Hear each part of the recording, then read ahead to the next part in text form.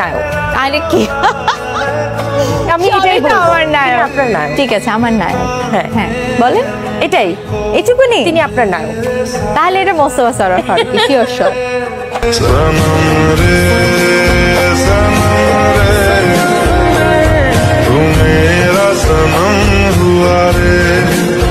But আমি বলবো যে মোস্তফা সরোয়ার ফারুকী পুরো প্যাকেজটাকেই আমি পছন্দ করি। সে যখন যেই রূপ নেক না কেন, he is my partner. So সে যেই রূপেই থাকুক না কেন আমার পার্টনার, এবং আমি সব রূপেই আমি তাকে পছন্দ করি।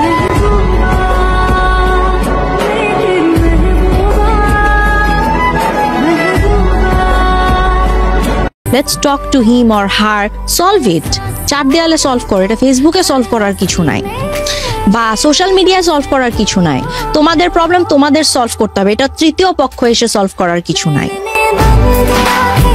মোস্তফা সরোয়ার ফারুকী শুধুমাত্র যে আমার হাজবেন্ড বললে ভুল হবে, পার্টনার বললে ভুল হবে, সে এমন একজন মানুষ যে মানুষটা সবসময় ঢাল হয়ে আমার পাশে আছে, মানে ঢাল হয়ে আমার পিছে দাঁড়িয়ে থাকে, আমাকে সাপোর্ট দেওয়ার জন্য মাঝে মাঝে আমার পাশে দাঁড়িয়ে থাকে, আমাকে রাস্তা দেখানোর জন্য মাঝে মাঝে আমার সামনেও দাঁড়িয়ে থাকে।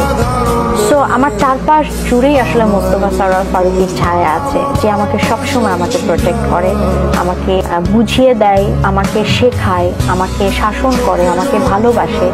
So it's a complete package.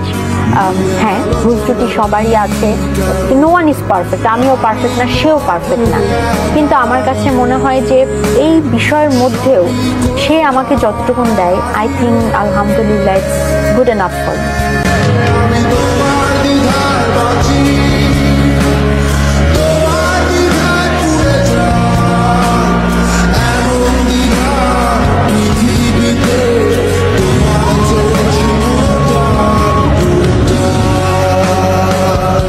This is not the end. এটা এন্ড না, তোমার ফিউচার পড়ে আছে। You can find someone else. প্রকৃতি শূন্যস্থান পছন্দ করে না।